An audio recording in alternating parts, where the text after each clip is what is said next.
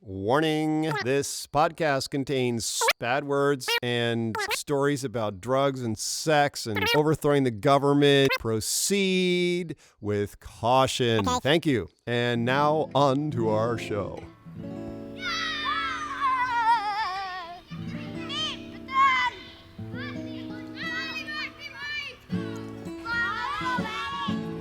Wake up, brother, we got nothing to do. Let's go outside, just me and you, and build a fort.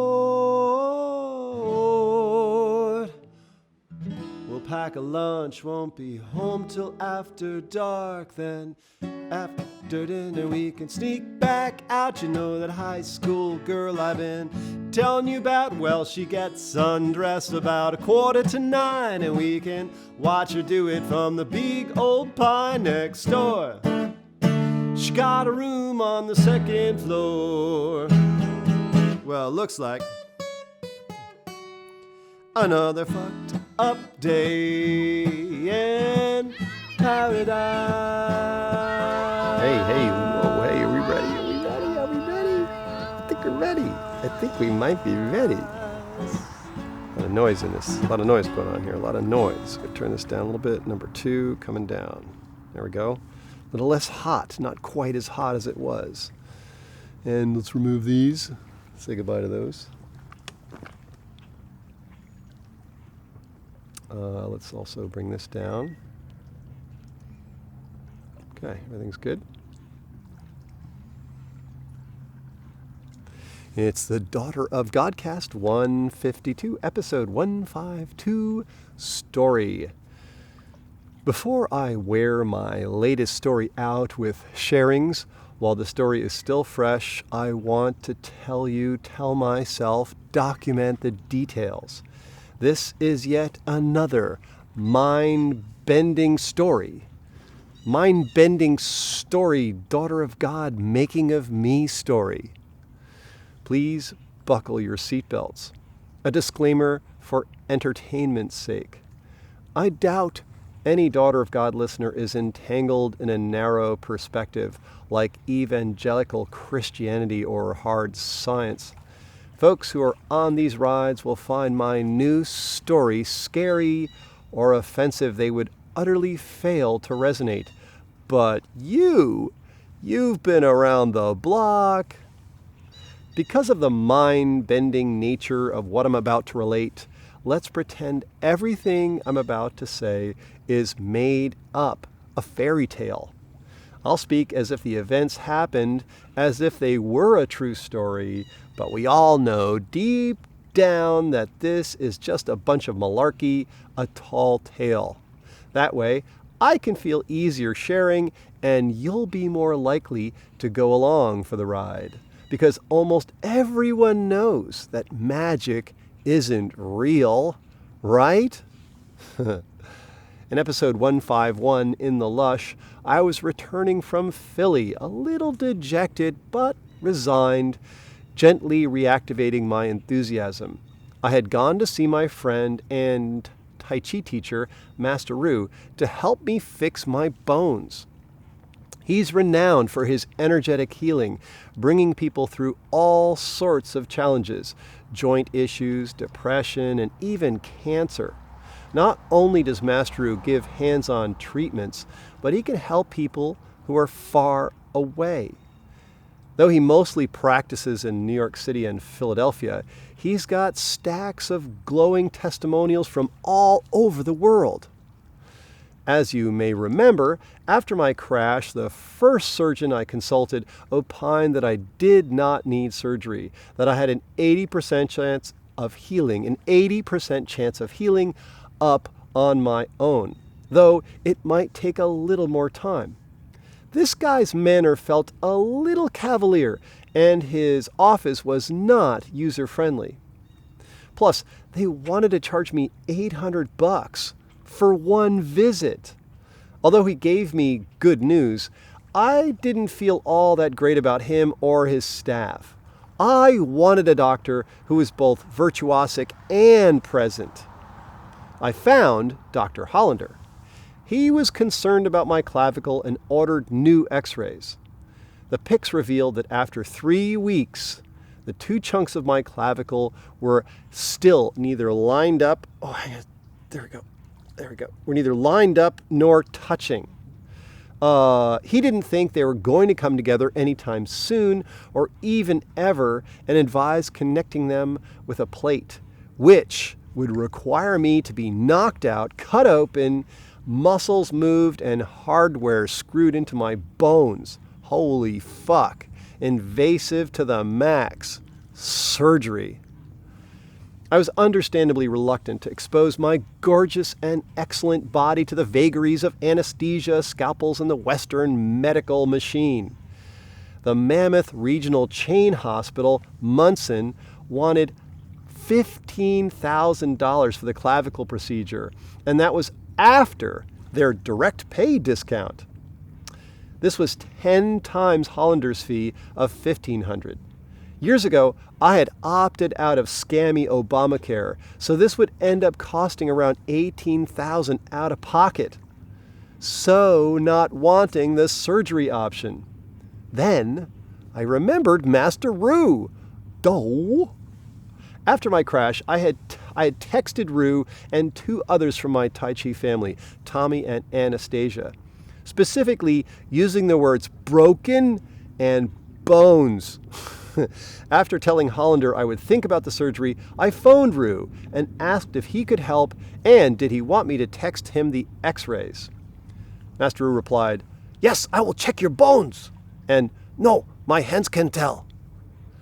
The next week, I packed up my van and hit the highway. Master Rue's English has improved since I first met him back in 2002, but a lot still gets lost in translation. When I hit his crib on Spring Garden Street, Philadelphia, Pennsylvania, he seemed surprised that my clavicle was actually broken. I showed him the x-rays. Master Rue, "Oh, you do not tell me broken. Too long. Come right after break. I can fix. 4 weeks, not easy. Too much time pass. Why not send x-ray?" While he's shouting this at me, he's lifting and turning my arm, almost hurting me, but not quite. Like he said on the phone, he can see inside with his hands. Meanwhile, his wife is shouting at him in Chinese, which I can't understand, but I'm pretty sure the gist is, "What are you thinking, my husband? Just leave him be. You can't help him now. Stop playing around," etc. After about 10 minutes of this, the verdict is final. Nothing can be done. Master Rue, "You have to get surgery."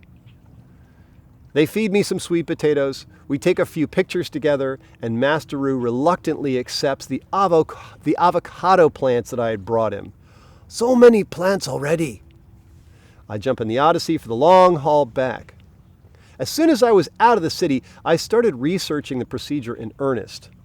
Wendy from Dr. Hollander's office gave me some encouraging intelligence about Dr. Hollander.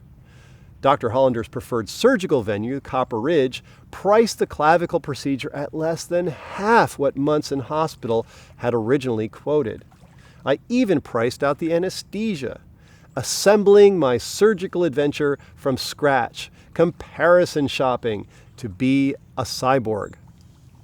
After an hour of driving, I had cut the costs from $18,000 down to $8,000. My pre-op was scheduled for 7/23, followed by a consultation with Dr. Hollander, and the procedure itself was scheduled for 7/29, 10 days away. I still had plenty of questions about the procedure, the anesthesia, aftercare, on, and I emailed Wendy the day after I got back. Dr. Hollander would address my questions on 7/23. I assured myself that if I wasn't totally satisfied with his answers, I could still bail. 7/23 was yesterday. Actually, it was 2 days ago as of this podcast, but when I wrote this, it was yesterday. That only 1 day has passed feels slightly baffling, as if the viscosity of time is now both thick and thin simultaneously. Magic is real. I have the x-rays. My remaining options are Miracle from the Cosmos. Dan Kelly, direct quote from episode 151. Live in the car, heading back from Philly to Michigan. I was up early on Tuesday morning, 7/23, July 23rd, the 23rd. I was up early Tuesday morning, the 23rd of July, but I still ended up late for my pre-op appointment. Lots of redundant medical history gathered, blood pressure taken, eavesdropping on the murmur of my heart and the whisper of my lungs. The doctor running the pre-op had more encouraging things to say about Dr. Hollander. Doctor Hollander is your surgeon? Me. You know him? Doctor. Oh yeah, he's a great guy. He's also a great surgeon. And a great guy. I like that she started off with, he's a great guy. More encouragement, confirmation. I am definitely now at this point sitting in the room with the other doctor, feeling easy about the prospect of surgery, not just resignation. I'm feeling confident and I'm ready to take the plunge. It's like, okay, this is going to be okay. So I almost made the consultation on time, but in my rush and bustle across town, I got lost. A brief layover in the waiting room with the other patients in various states of brokenness. Then Hollander and I were together. He had a funny expression like he was keeping a humorous secret. Me. So you got my questions? Hollander. Yep, they were pretty extensive, but we might not need them now. What an odd thing to say. Me. Okay. Hollander. You look different. Better. That triggered a sort of excited fugue between us, a back and forth, like we were making some kind of crazy discovery together. Me, check this out. I removed my sling and t-shirt, stood up tall and straight, and brushed hair off my bare shoulders so he could have a clear view of my left and right clavicles, or collarbones. Hollander, raise your arms. I did. They both came up together, level with my shoulders, and then slightly above my head. Let's see if I can do it now. Oh, yo, yo, yo, yo, yo, yo, yo, yo, yo, yo, yo, yo, yo, yo, yo. That's this arm here. This arm over here, you can't see it. Let's see, can I lean over a little bit? Look. There you go. I did. They both came up together, level with my shoulders, and then slightly above my head. Me. I think we should take another picture. Hollander. Yes. Let's get another x-ray right now. Off to the x-ray room, and a bit of happy flirting with the x-ray tech. I think her name might have been Holly, maybe. She escorts me back, and we're almost to the consulting room, and Hollander calls to me from down the hall, gesturing at his laptop. Hollander, come here, look. In the x-ray, the bones of my clavicle were close now, almost touching and roughly in alignment. Hollander, this is amazing. I've never seen this before. Me, you want to know what I've been doing? Swimming with my sling on. Hollander, well, you definitely look way better. Based on this, I'm going to recommend we cancel your surgery for now. Me, wow, cool. Hollander, check back in 2 weeks and we'll be sure everything is still looking good. Me, then I can start working out again? Hollander, yep, you should be good. I snapped a picture of the new x-rays, shook Hollander's hand a few more times, paid my bill, ordered digital copies of the x-rays, and rolled out of the parking lot. How far did I get before I realized? A mile? Less than 2, surely. I was kind of almost a little bit sobbing. I felt happy and kind of overwhelmed at the same time. Some emotion was moving through me. Some power, some energy was kind of circulating through. I just felt really, really appreciative, really glad. And about a mile or so, maybe a mile, maybe, it suddenly came to me. Holy fuck, Master Rue. I set myself up for a miracle. After 4 weeks and the prospect of surgery looming, I made the 14-hour pilgrimage to Rue's house, from idyllic northern Michigan to sweltering Philadelphia, Pennsylvania. His wife brought me upstairs, and Rue's happy welcome turned to frustration when he realized I was messed up far more than he expected, beyond what he thought was fixable. I had come too late. The ensuing comedy of Master Roo shifting my aching arm up, down, left, and right while chiding me for not sending the x-rays after he told me he didn't need them, his wife berating him in Chinese to cease and desist, my reassuring him that everything is okay. I was glad to come see him and his wife. We haven't seen each other in a long time. I was comforting him, trying to calm him down. Hilarious. I told him I was going to head back right away so I could schedule surgery as soon as possible. We chatted for a bit more, took some selfies. The son-in-law and the grandkids came home. There was more pictures, and then poof, I was gone. In hindsight, I had inadvertently toggled Master Roo's on switch. Master Roo is a very persistent man, stubborn in the best sense. He must have been not a little miffed that I had so dramatically appeared and taken off. Maybe he eventually decided, why not? Perhaps he mulled things over for a day or two, or maybe tried his remote magic right away. I may never know exactly when. Master Roo. Hello? Me. Master Roo. Dan Kelly. Master Roo. Oh, Dan. Me. Master Roo. What did you do? Master Roo. I can't hear you. Me. I just got back from the surgeon. He took new x-rays. My shoulder is much better. Master Roo. Oh, that's good. Me. Master Roo. You did that? Master Roo. You took so long to come, I couldn't help. But then I decided I'd just try to help. I just try. Me. The doctor has canceled my surgery, Master Roo. Master Roo. Oh, that's good. Me. Yes. Thank you, Master Roo. I know you helped, and I appreciate. Master Roo. You're welcome. Me. I will text you x-rays so you can see. Master Roo. Okay, you send. And there's the gold. Remote Chinese bone setting. Master Roo surprised himself. He didn't think he could help in person, but he decided to try the impossible. He just tried.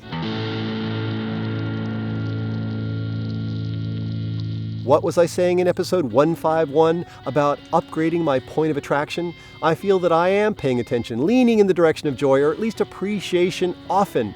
Maybe that's enough. Maybe the cosmos responds to feeling just a little bit better. Maybe immediate ecstasy isn't required. Obviously, we love ecstatic life. But even a small, consistent, deliberate uplift is all we really need, enough to manifest a miracle. Remember, I also said that trying to figure out the cosmos' grand scheme is contraindicated? Was breaking my arm a setback or a boon? Yes! Whatever story I want to tell, whatever slant I want to give this sequence of events, stretching back and back even before my birth. What got us here, brought us to this unique, incomprehensible, and impossible moment where everything makes perfect sense. Our golden ticket to theme park Earth.